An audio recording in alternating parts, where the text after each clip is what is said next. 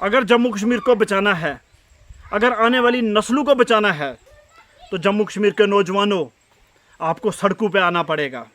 Facebook, Instagram, WhatsApp को छोड़ के आपको सड़कों पे आना पड़ेगा।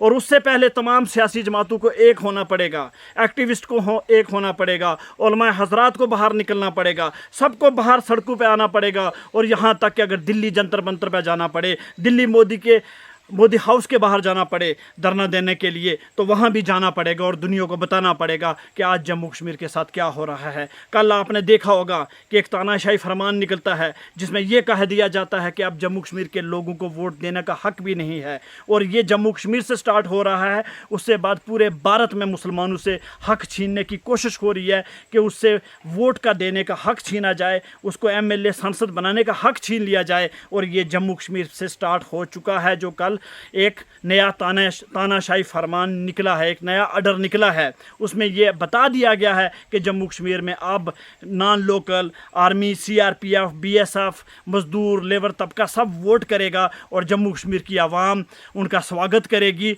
और जम्मू कश्मीर की आवाम जश्न मनाएगी, गाने गाएगी और इंजॉय करेगी। इसलिए जम्मू कश्मीर के आवाम, जम्मू कश्मीर के नौजवानों, जम्मू कश्मीर के बहन बुजुर्गों, जम्मू कश्मीर के तमाम सियासी जमातों को मैं ये कह देना चाहता हूँ कि अब एक दूसरे के ऊपर इल्ज़ाम लगाना छोड़ दो। अब चुनाव को भूल जाओ, अब इलेक्शन को भूल जाओ कि किसको MLA बनना है, किसको MP बनना है। मैं हर दिन कहता हूँ पहले रियासत को बचाओ, पहले जम्मू कश्मीर को बचाओ। कितने लोग हमारे रियासत के जम्मू कश्मीर में जेलों में हैं, जो सच बोलता है उसको जेल में डाल दिया जाता है।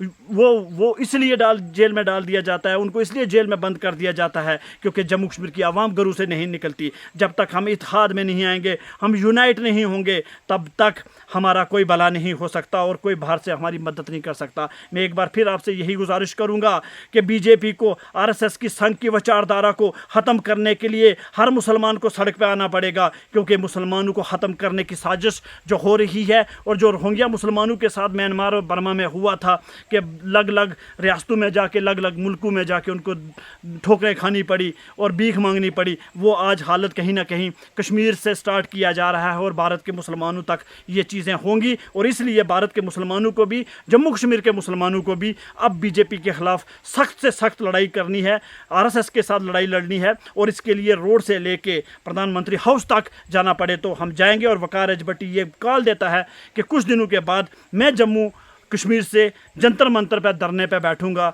BJP के ख़िलाफ़, इस तानाशाही सरकार के ख़िलाफ़, और जम्मू कश्मीर को इंसाफ देने के लिए, जम्मू कश्मीर में जस्टिस देने के लिए और जम्मू कश्मीर के मसले को हल करने के लिए मैं एक बहुत आंदोलन अपनी तरफ से कॉल दे रहा हूं जम्मू कश्मीर जंतर मंतर पर बैठने के लिए। और तमाम एक्टिविस्ट से, जर्नलिस्ट से और तमाम सियासी जमातों को भी कहना चाहता हूं कि हम सब को मिल के अपने रियासत को बचाने के लिए जो भी हो सके वो करना चाहिए। और आवाम को भी यही अपील है। Thank you so much. खुदा हाफिज़। एक बार फिर यही कह देना चाहता हूँ, यहाँ जम्मू कश्मीर